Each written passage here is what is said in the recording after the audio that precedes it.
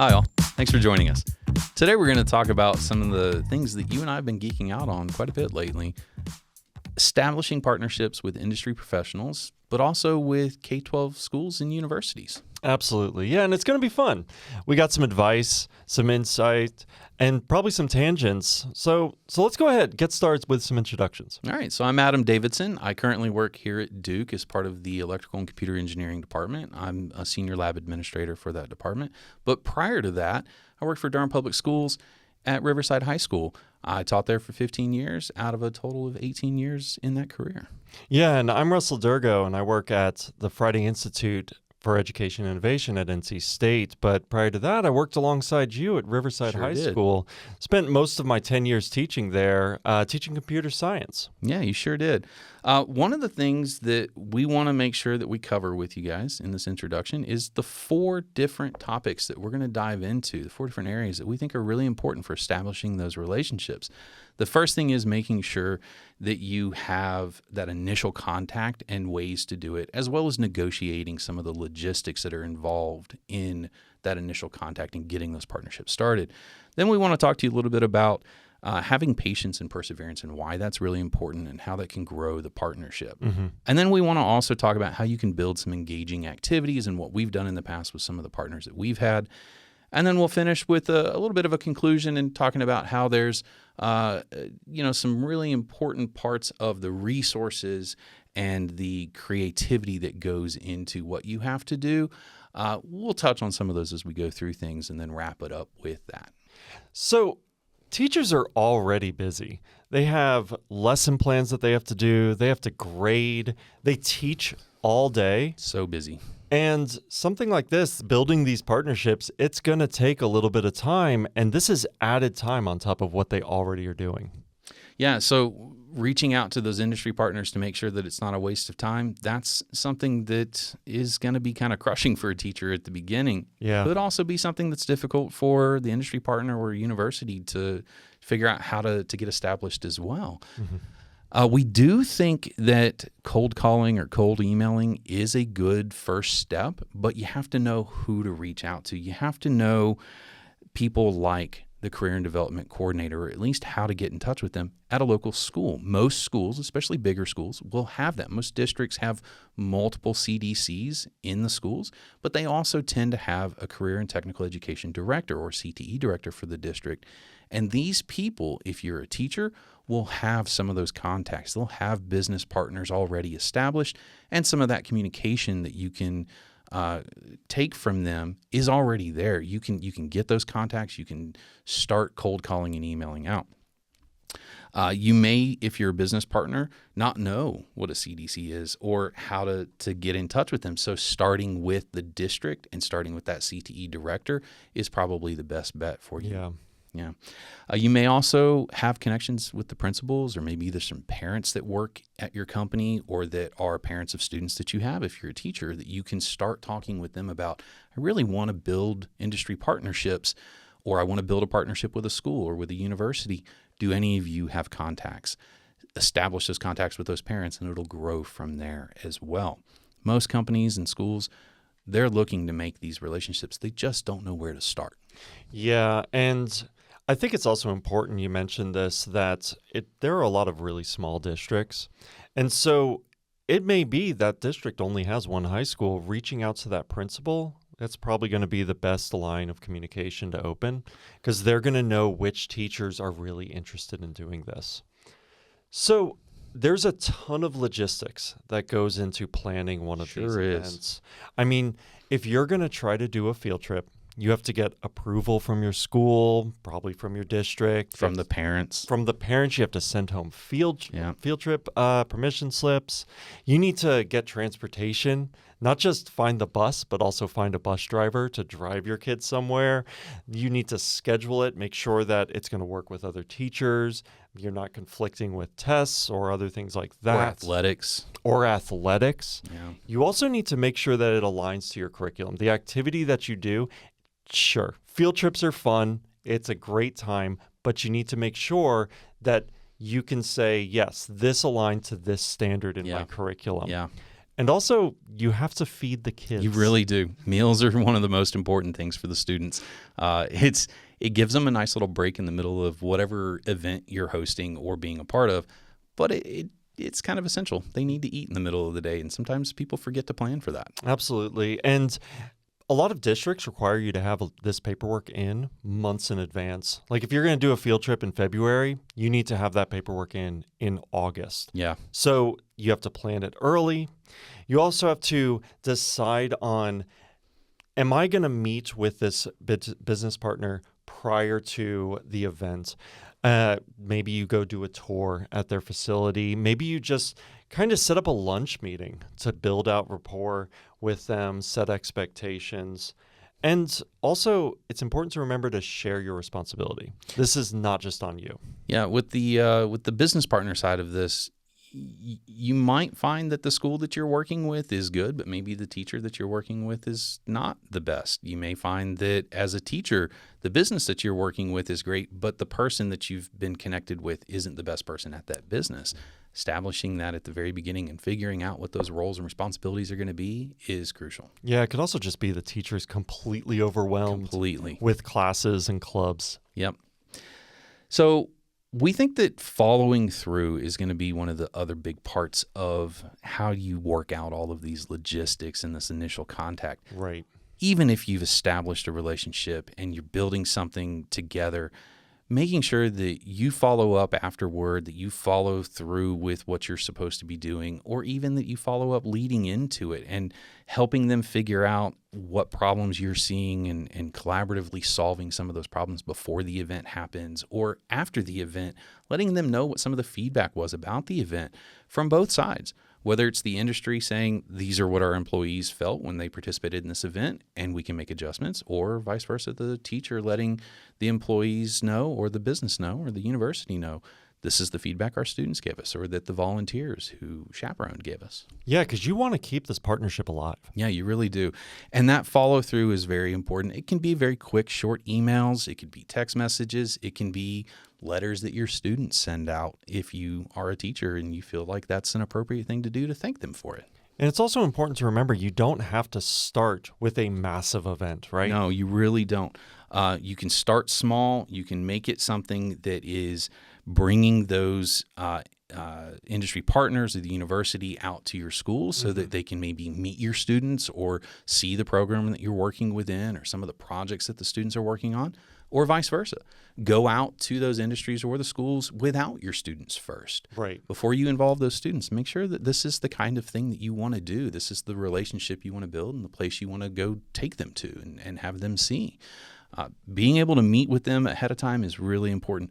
You might also find that starting with not going somewhere is good and bringing people to you is best, especially if it's something like a speaker day. We used to do speaker days twice a year. Oh, absolutely. And when we'd bring out multiple speakers. It was a big event. It was a big to-do. Yeah. But it doesn't have to be. It can just be maybe a Zoom call where a professional hops on. I had one year somebody from NASA talk to my aerospace engineering students, and they did it. I mean, they were calling from their office in Houston. Yeah. And they just did it through a Zoom call. The pandemic did wonderful things for us for all of that, didn't it? So even if you can't get that kind of thing established, start with the parents, start with the PTA, start with the CDCs and the CTE director and find out, do they already have something in place and can you tap into that and possibly even help out with it? I love that you mentioned having people come out to the school for a speaker day, or maybe they just speak to your class for a little bit. This is a much lower time commitment for both the business professional, for the university professional, and also the teacher as well. It's going to give you an opportunity to speak with them, maybe plan something in the future as well. It gives you an opportunity to show off your students' work. Yeah. Especially if they get to come to your class, you can kind of show off projects that they've done, build that excitement. And it's going to give you an idea on whether or not this is a good fit, if this partnership works for you and your students.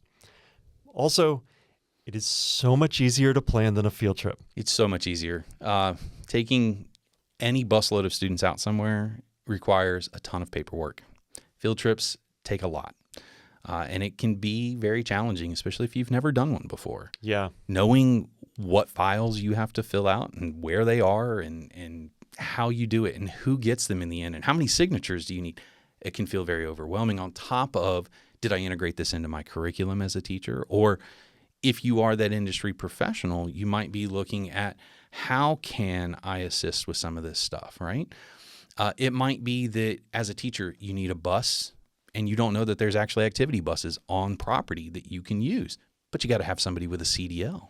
Yeah, you would need to find somebody who can actually drive the bus, right? Coaches are great for this. Don't tell them I said that, but they are. They're really good for this. Yeah. And there may be some coaches who they just need that day to get away and they want to go with you. They're very excited. Or maybe their students have been talking about this field trip and they want to help out.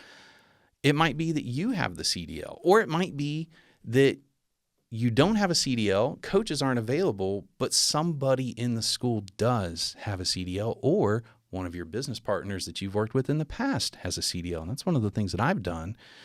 In the past, I had somebody that worked very close with who had a CDL, drove for us every time I needed a bus driver. Yeah. Same thing happened with subs. Another thing that becomes very difficult for teachers to do is not only do I have to plan for being out and plan for this to all fit within my curriculum, but now I've got to have something for the students that don't go anywhere and the sub that's watching them or the teacher who's covering my class while I'm gone. And getting that sub in place and having someone that you can rely on, much like the bus driver, takes time, but you can make it work, especially if you establish those same kinds of relationships with those people. Yeah, and all of this really highlights the next point. You need to have persistence and patience as you're beginning this. Absolutely. The persistence and patience is very important. These programs take time to build. You can't just do it the first time and expect it's going to be perfect. It's not going to be perfect. No. It's by no means going to be the best event that you've put on, but it's iterative. And if you give it some patience and perseverance, you may find that you can build a program, build something that at the start seemed a little weak, but as you come back to it, you build that relationship, you figure out what learning experiences worked well and what didn't. You might find that your students weren't as engaged as you wanted or you expected them to be. And we know that it's tough to engage students these days. So finding a way to build into the experience that they're going to have, something that is hands-on, something that helps them feel like they're not just watching a movie or watching people speak at them, but with them or involving them in what's happening at that industry or at the school, making sure that the speakers know, don't just stand up here or be online and just talk to the students, but rather engage them, ask them questions, bring them up to the front and have something for them to do. This will let you know if that partner that you're working with is going to work out. Mm-hmm. It's gonna work out if you give it some good patience and perseverance, but it might be with a different partner. And that's where the perseverance comes in. Absolutely. And you had a partnership that worked really well. I did. In fact, I did have a partnership with a local business, kind of a large business, where we did a lot of fun things. We started out with them coming to us, but then, they spoke with our classes, and eventually we got to the point where over the years, we went to them. We had some great engaging experiences with them, had the students take some good tours, speak with their engineers, present to those engineers, and even dive into some of how they use their equipment in some of the labs that they were in. We even advised them on how do you engage? How do you speak with students? It's vastly different than speaking with employees. But here at Duke, I've even had some experiences as well. Yeah, absolutely. Why don't you tell us about your work with schools now while you're at Duke? Yeah. So the school that we worked at previously, Riverside, was one of those schools. But I also worked with Duke School, which is a younger group. It's fourth graders that would come in. That started off with us going to them. So this was shortly after I started working here. And I had a contact over there, and he reached out and wanted to know if myself and some other people were interested in coming out. And I was the only one that was available. So I went out there and said, okay, yeah, let me talk to you, see what's going on, and get a sense of what we like. And then we decided we'd have this neat little pseudo code project that we did where we had the students tell me as a robot what I would do without writing lines of code, but just very simple in English terms. What would this robot be doing step by step? And it's a lot of fun to try and build a peanut butter and jelly sandwich when you are pretending to be a robot, taking direction from students who are 10. Right. It is a lot of fun. And it's inevitably going to be a mess. But in the end, the students got to see that their words had impact on what this robot was going to do. And it helped them understand the structure of the coding. It tied in with their project that they were going to be working on. They were going to start doing some coding for some Lego Mindstorm things. And what we found was that if we could do that in a setting that wasn't their school, it would be even more impactful, because then we could also have them take something like a tour and go around and see where some of these other types of learning that they're just now starting to get into apply in some of these labs. So we transitioned to being over here at Duke, and I brought them into the labs that I work in, and we did that same kind of project. We did a PB&J, I'm a robot, you're giving me pseudocode kind of things, and we ran through this same scenario. We did this for a couple of semesters, and one of those semesters, we even went back out to that school and assessed or gave them feedback on the projects that they were working on that, coming to us, kicked off that project. And so in the end, we could circle back around and be like, and here's what our feedback is. Hopefully you've learned something from it. It was a really great way to work with younger students. But we've also worked with older students. We've worked with Riverside High School, and I established a great program with them through some grants. I was able to help fund the transportation eventually. But the first time we did it, it was they found a bus driver, they had some activity buses, and they brought 15 students over. We walked them through a lab that first-year students would do. Sure. And that was fun. It was neat. They got to play with some of the robots that we have in the lab. They got to see how some of that works. And then we ramped that up pretty aggressively the following year. We again met with this teacher over summer. We established what did and didn't work. And then we said, how about we switch the lab up? And we changed the lab so it was more integrated into the digital electronics that they were doing in their coursework. That teacher then was able to bring that entire group of students that he taught throughout the semester. And we're talking 80 plus students. We went from 15 to 80. And we brought them over. It was a big to-do. We were able to fund the transportation, fund all the food. We did all of this through some pretty hard work of negotiating out how some of this is going to get funded through grants and so forth. But then once we brought those students out, we also had our UTAs, our TAs that work in these labs, work with those students. We had Pratt School tour guides give them a very specialized tour of Pratt School as well. That lunch was amazing, right? It was great to see all of them be able to go out and see the school and be able to do some of their own investigating as well. But that experience really kind of solidified for us some of the outreach that we're doing in ECE, And that we want to be able to provide these students with an experience that is both engaging and tied to the curriculum that they're working on, while trying to keep in mind that the teacher is overwhelmed most of the time. So where can we lighten some of that load? I really like that. And you highlight kind of two activities with two separate age groups. And that sort of gets to this idea of you need to know where the students are coming from as a business partner as you plan that activity. And that's why it's so important to do that planning beforehand, have that collaborative effort between the teacher and the partner as you plan this activity. Yeah, absolutely. That's absolutely right. So all of this requires creativity and really being resourceful on both the teacher's part and also the business partner or the university partner's part. Yeah, it does. It takes a lot of effort. One of the things that is probably the most challenging is funding. Yeah. Field trips cost a lot of money. Mm-hmm. They can cost a lot of money for the district. They can cost a lot of money just in transportation, paying for a sub, paying for a bus driver. If you got a bus driver that can volunteer their time, all the better. Yeah. If you have coworkers that you're going to take 90% of your students, but there's still that 10% and they need to just be watched, finding a way to have them covered without getting a sub is great. But if you have to get a sub, that costs money. From the business perspective, from the partner's perspective, if there's funding that you can provide to help with some of that, all the better. We recently did that through some grants that we had here at Duke. and we helped fund the transportation and all of the food for the students that came for a field trip this past spring.